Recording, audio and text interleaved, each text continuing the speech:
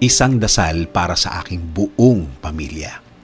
Panginoon, maraming salamat sa aking pamilya. Maraming salamat at lagi silang andyan. Sila po ang aking inspirasyon, ang aking lakas. Sila po ang nagiging kakampi ko sa mga pagsubok ng buhay at laging nakaalalay kapag kailangan ko ng suporta. Lord, kasama po ng aking dasal na ito na mas mapalapit sila sa iyo, mas makilala ka nila, mas malaman pa nila ang iyong kabaitan, kasama ng nakita nila sa aking buhay na ikaw ang pinagkukunan ko ng lakas sa araw-araw. Kasama na rin ang aking dinadasal na tulungan niyo rin ang bawat isa sa kanila sa tuwing kailangan nila ng tulong ninyo, Lord. Tulad na lang ng pagtulong na ginagawa mo para sa akin every time na kailangan ko po ng tulong niyo. Palagi niyo silang samahan at protektahan sa lahat ng oras. Alam ko po na napakadelikado na sa labas at kailangan nila ng proteksyon ninyo sa mga buhay nila, kasama na ang kani-kanilang mga trabaho.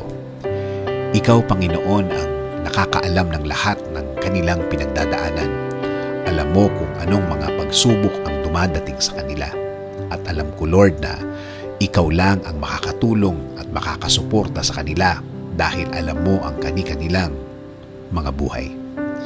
Bigyan mo sila ng talino para kanilang magamit sa tuwing may dalahin sila sa kani-kanilang mga buhay. I-remind mo sa kanila na ikaw lang ang panggagalingan ng mga bagay na ito, mga tulong na ikaw lang ang makakaprovide. Tulungan niyo rin po ang pamilya kong may pinagdadaanan sa kani-kanilang araw. Mga taong ayaw magsalita tungkol sa kanilang mga problema at nagdesisyon na lang na manahimik na lamang and decided to keep it to themselves. Panginoon, alagaan niyo po ang lahat ng magulang, kapatid at lahat ng miyembro ng pamilyang Pilipino. Patuloy niyo kaming ilayo sa lahat ng uri ng sakit. Ilayo niyo po kami sa lahat ng uri ng masama.